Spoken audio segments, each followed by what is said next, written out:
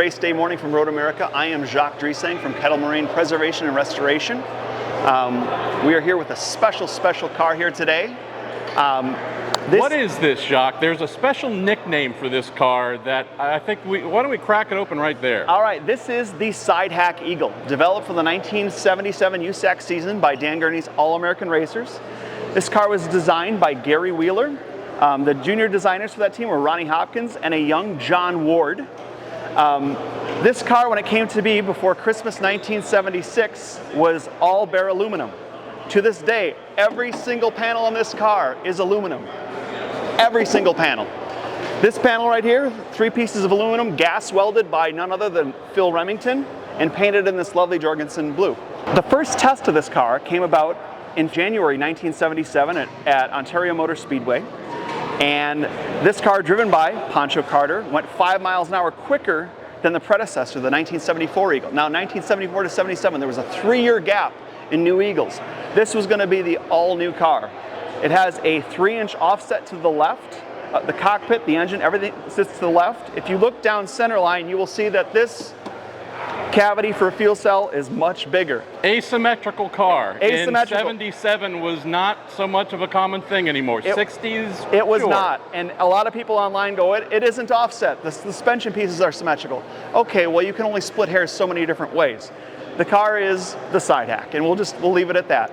It's powered by a 159 cubic inch, 19-degree Offie engine, but not any 19-degree Offie engine, okay? In 1977, USAC was trying to kill the Offenhauser.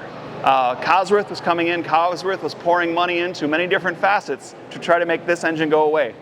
There are external water jackets, which you can see on this side of the motor, that are not stock to a 19-degree Drake Offie. John Miller and the engine department of All-American Racers did everything they could to cool this motor. This motor, basically, they were clamping down the turbo for the Offies. So what do? You're going to run it probably leaner. You're going to try to make more power. How do we make it last the whole day? You try pumping as much water around it to keep it cool. For the first race it ran at Ontario that spring, it finished 11th. Went to Phoenix a little while later. It ran kind of top 10s all season.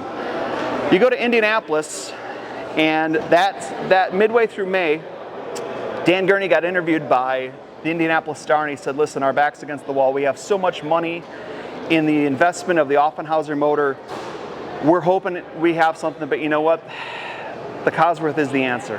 And we already have 2 Cosworths on order to put in this car come the fall. Come race day at Indianapolis, the car started midfield. It was running in the top 10. By lap 9, it had passed Mario Andretti in the Team Penske McLaren Cam 2 car. It was running top 10 all morning. Unfortunately, I think it was on lap 159, the motor expired. Engine man John Miller packed up his toolbox, threw it in his pickup truck, and went home to Santa Ana.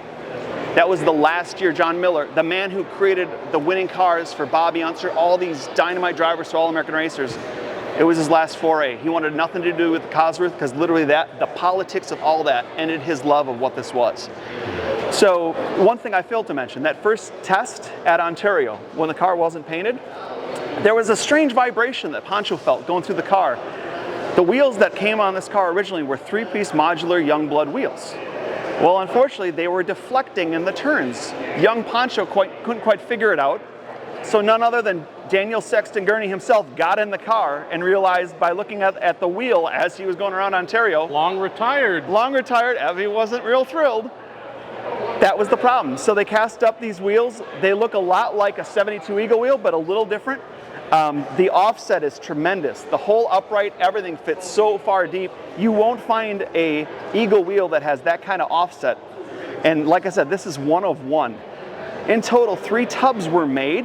This was the only one that was raced, another one that was painted, and another one that never left the jig, which we found 15 years ago, courtesy of a friend out in the desert in Arizona, and that sits at our shop. We thought about bringing it for this weekend so people could see, but realistically, you can see what this thing is. So at Indianapolis, the motor melts down. Things aren't going great. A peculiar thing that happened early in the month was Paul Newman came to Dan and said, we'd like to buy one of them to put Elliott Forbes Robinson in. That never came to be. But as the season went on, more top 10 finishes, more heartache. It all culminates in September at the Cal 500. Pancho, in qualifying, the suspension broke. He finished the laps. Qualified, tail end of the thing, but he wasn't thrilled, okay? It's been a season of kind of dicking around with a car that he nicknamed the Wounded Pelican, as opposed to the Sidehack. And on race day, it didn't last long, and he was gone. So I mentioned EFR earlier. Come Monday morning, this car was scheduled to be in the filming of the movie The Betsy, that horrible, horrible movie that came out in 1978. So Pancho's left the building, and so EFR got the call to drive the car for the movie. And basically, this car was put on a shelf at AAR up on the mezzanine. Some of the bits went to the new car, which was a John Ward Penn 1978 Eagle that was a Cosworth powered. But by and large, this is, as you saw it at Ontario Motor Speedway in September of '77. All the paint, this is all original. This isn't a wrap. This is all beautifully done. Philippe Delaspinay laid all this out in period. The only thing we had to create to make the car look aesthetically correct was the original aluminum mirrors were long gone. Somebody stole them, and they were probably on somebody's BMX bike or something. Crazy tubular thing. Yeah, so we 3D printed those, and then the hardest part was matching there's various shades of blue on the car from the year. But in a way, this car marks the end of something great. This is the last Offie-powered Eagle. This was the last Eagle that was meant to have an Offie. That late season test that was supposed to happen with a Cosworth in this car never happened. So that's the story of the Sidehack Eagle. Everyone calls it 7701, but here's a little secret that nobody knows. The 77 Eagles, because there was only one race, they actually never got serialized. There is no serial tag on this because everyone knows this is it. And you're not going to mistake this for a Lightning, which it's kind of somewhat related to. The profile of this car sits a full 9 inches narrower than a 72 or 74 Eagle. Pancho noted in that first test that when he let off to get in the pits on the backstretch, that in the 74 Eagle, you let off the gas, the inertia would just stop, and you'd feel it slow down. This thing would just glide through the wind. It was punching a much smaller hole through the air. And if you go back on YouTube and watch the 1977 Indy 500, you will see this car, you will notice this car, because it looks so narrow compared to everything else out there. So that's basically the story of this wonderful little bird that, I'm so glad it survived, because here was a team in 1977.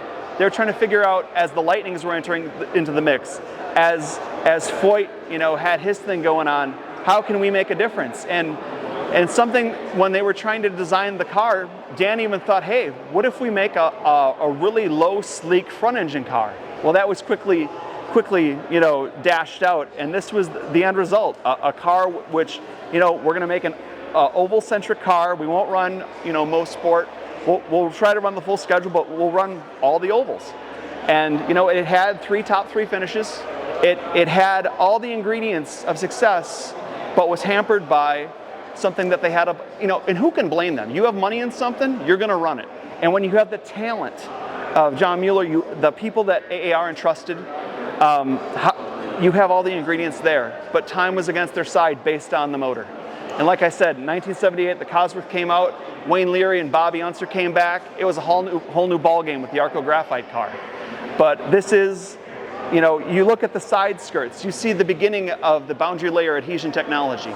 You see all the little bits and pieces that are aiming up towards the '81 Pepsi Challenger creation, all the way back in 1977.